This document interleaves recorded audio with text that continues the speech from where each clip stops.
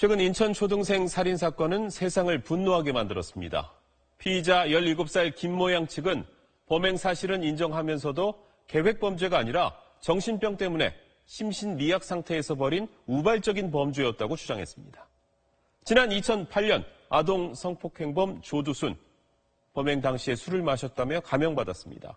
심신미약으로 감형받은 건데 여러분은 어떻게 생각하십니까? SBS 소셜 동영상 미디어 비디오 머그가 범죄와 심신장애 논란을 정리해봤습니다. 앞뒤가 씌었다며 딸을 흉기로 찔러 숨지게 한 엄마가 얼마 전 무죄 판결을 받았습니다. 환각, 피해망상, 조울증, 그녀가 앓고 있는 병 때문입니다. 지난 3월 초등학생을 살해한 17살 김양은 스스로 정신병이 있다고 말했습니다. 주변에선 정상이라고 하는데 본인은 정신병이 있다고 하는 이유, 이번에도 심신미약을 주장하기 위해서였을까요? 딸을 죽이고도 무죄 판결을 받은 엄마.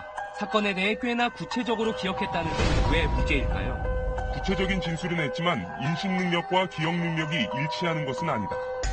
다시 말해 남의 집에서 보석을 보고 집어들어 가지고 나온 행위는 기억하더라도 보석을 훔치면 안 된다는 인지를 못했다면 법적 책임을 물을 수 없다고 보는 겁니다. 형법의 기본 원칙인 책임주의입니다. 피고인의 정신질환이 면죄부가 되는 게 바로 이것 때문인 거죠. 아, 그리고 술. 재작년 기준 살인범죄자 42%가 술을 마신 상태였고 7.9%가 정신장애를 앓고 있었습니다.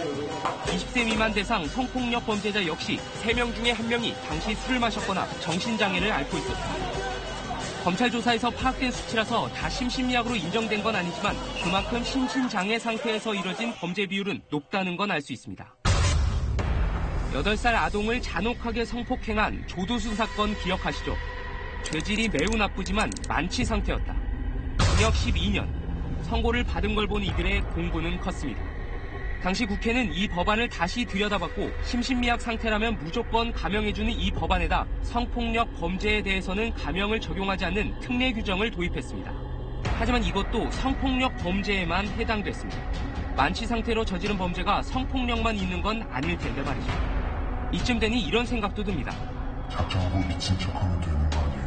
그래서일까요? 10년 전에 비해 재판을 받은 피고인 스스로 정신감정을 의뢰하는 건수가 2배나 늘어났습니다. 이렇게 심신미약자를 감경하는 데 대한 우려가 커지자 한 국회의원이 심신장애가 인정되면 무조건 감면하는 건 국민 정서에 반한다며 형법 제10조에 대한 개정안을 발의했습니다. 술 마셨다고, 약 먹었다고 무조건 감형하는 것은 말이 안 된다는 건데 그렇다고 누구를 감면하고 누구를 감면하지 않느냐는 형평성 논란도 일고 있습니다. 말도 많고 탈도 많은 심신미약과 심신상실. 술을 먹었다는 이유로 감형받은 조두순은 이제 3년 뒤면 출소합니다.